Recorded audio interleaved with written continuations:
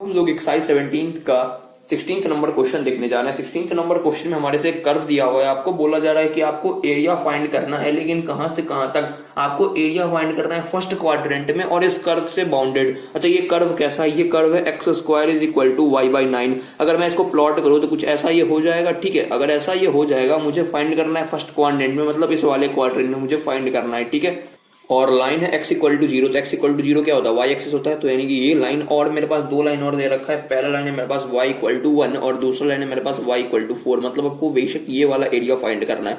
अब इस वाले एरिया को फाइंड करने के लिए लोग इंटीग्रेट कर देते हैं 1 से लेकर 4 तक x dy को। अब x निकालते हैं, x कितना हो जाएगा मेरे पास? x हो जाएगा मेरे पास रूट ओवर y बाई 3। ठीक है, तो यहाँ पुट कर देते हैं हम लोग रूट ओवर y बाई 3 और यहाँ 1 से लेकर 4 तक और यहाँ dy। तो 1/3 हम लोग बाहर ले लेते हैं। यहाँ कितना हो जाएगा? y की पावर 3/2 इंटू 2/3 और यहाँ हो जाएगा मेरे पास 1 से लेकर 4 तक। तो अगर मैं 2/9 लिख लूँ कोई दिक्कत नहीं, कोई दिक्कत नहीं। तो 4 की पावर 3/2 और माइनस 1 की पावर 3/2। ठीक है, अब देखना 2/9 और यहाँ देखना ये हो जाएगा 2 का क्यूब। 2 का क्यूब कितना होता है? 8 और माइनस 1 7। तो ये हो जाएगा मेरे पास 14/9 स्क्वायर यूनिट्स। Final answer. तो अब हम लोग 17th नंबर क्वेश्चन देखते हैं। 17th नंबर क्वेश्चन में हम लोगों से क्या कहा जा रहा है? Find the area of the region enclosed between the circle. मेरे पास पहली सर्कल की equation x square plus y square equal to 1 और दूसरी सर्कल की इक्वेशन है मेरे पास एक्स माइनस 1 का whole square plus y square is equal to 1। अब इसका सेंटर और रेडियस क्या बता सकते हो तुम लोग? इसका सेंटर कितना हो जाएगा पहले वाले सर्कल का? पहले वाले सर्कल का सेंटर हो जाएगा मेरे पास 0,0 और रेडियस कितना हो जाएगा 1। दूसरे वाले सर्कल का सेंटर कितना हो जाएगा 1,0 और रेडियस कितना हो जाएगा मेरे पास 1। कैसे निकाला मैंने सेंटर और रेडियस? ये तो आपको 11th में ही पढ़ना चाहिए, लेकिन फिर मैं आपको समझाता हूँ।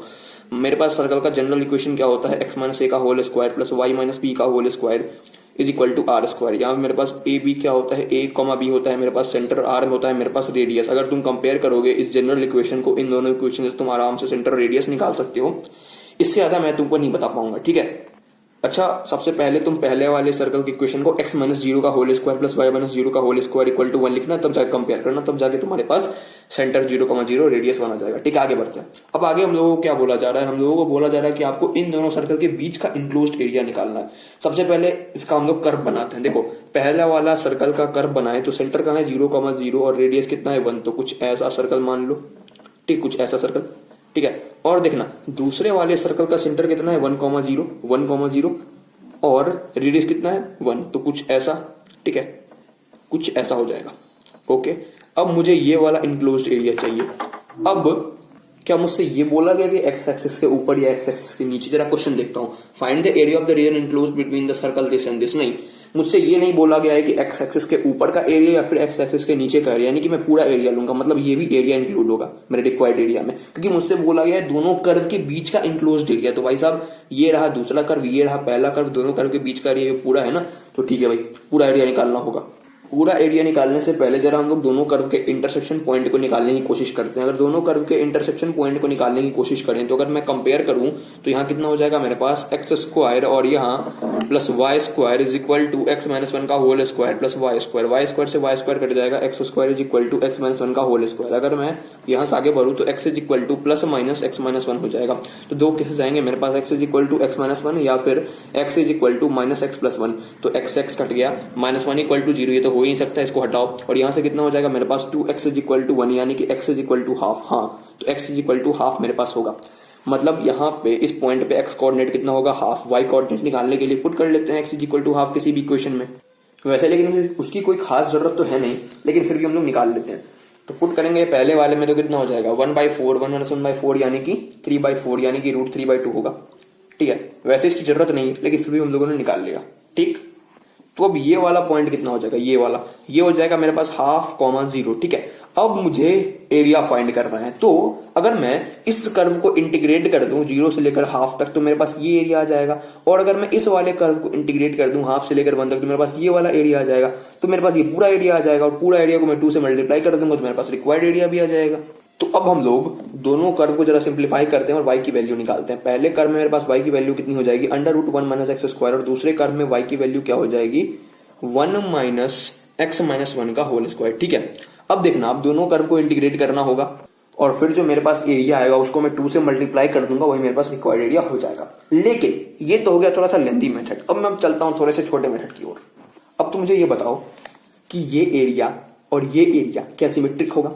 बताओ मुझे, क्या देखने में लग रहा है? हाँ लग रहा है। और तुमको क्वेश्चन करते करते ये भी फील आ जाएगा कब एरिया सिमेट्रिक होगा, कब एरिया सिमेट्रिक नहीं होगा। तो मुद्दे की बात ये हुई कि ये वाला एरिया देखना, ये वाला एरिया, ये वाला एरिया, ठीक है, ये वाला एरिया और ये वाला एरिया सिमेट्रिक है, मतलब ये वाला एरिया और ये वाला एरिया आपस में इक्वल है। तो अगर मैं इस वाले एरिया को सिर्फ निकालूं और उसको मैं 4 से मल्टीप्लाई कर दूं तो मेरे पास रिक्वायर्ड एरिया का आंसर आ जाएगा। हाँ आ जाएगा। तो मैं उस छोटे से मेथड को लेकर आगे बढ़ूंगा, ठीक है।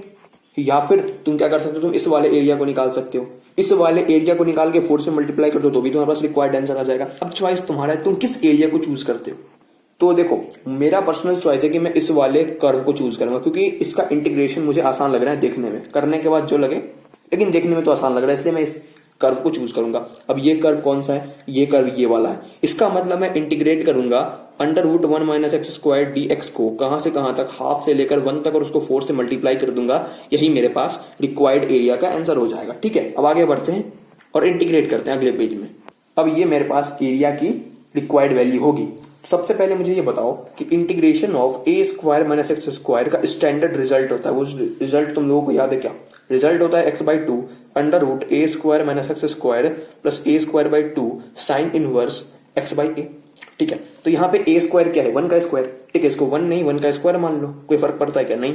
अब पुट कर लेते हैं यहाँ 4, यहाँ कितना हो जाएगा मेरे पास, हाफ से 1, और यहाँ देखना यहाँ हो जाएगा मेरे पास x/2 √1 - x² प्लस a² यानी कि 1/2 साइन इनवर्स x/1, ठीक है, यानी कि x, ठीक है। अब पुट कर लेते हैं यहाँ पे, सबसे पहले 1 पुट करेंगे तो क्या हो जाएगा, 4 को तो बाहर रखते हैं, यहाँ 1 पुट करेंगे तो 1/2 और यहाँ 0 हो जाएगा, प्लस 1/2 और यहाँ हो जाएगा साइन इनवर्स 1, माइनस में यहाँ 1/4 और यहाँ कितना हो जाएगा 1 - 1/4 और यहाँ कितना हो जाएगा हाफ साइन इनवर्स 1/2, ठीक है। अब इसको आगे सॉल्व करना होगा, तो इसको मैं पूरे ब्रैकेट में रखता हूँ और यहाँ कितना हो जाएगा 4, ये तो 0 हो गया, ये हो गया मेरे पास हाफ साइन इनवर्स 1 कितना होता है मेरे पास π/2 होता है, यहाँ पे माइनस 1/4 इंटू √3/2 हो जाएगा, और प्लस में हाफ साइन इनवर्स हाफ क्या होता है मेरे पास, साइन इनवर्स हाफ होता है जहां तक कि मुझे याद है π/6 होता है, ठीक है।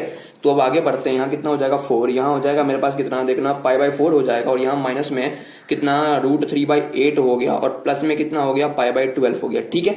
चलो अब और आगे बढ़ते हैं, अगर मैं 4 से मल्टीप्लाई कर दूं तो ये तो पाई हो जाएगा, ये कितना हो जाएगा 4 इंटू √3/8 प्लस π/12, ठीक है। तो ये हो गया मेरे पास पाई माइनस 4 इंटू √3/8 और माइनस में 4 इंटू π/12, तो ये कितना हो गया मेरे पास पाई माइनस √3/2 और माइनस में कितना π/3, तो यही मेरे पास रिक्वायर्ड आंसर हो जाएगा, ठीक है।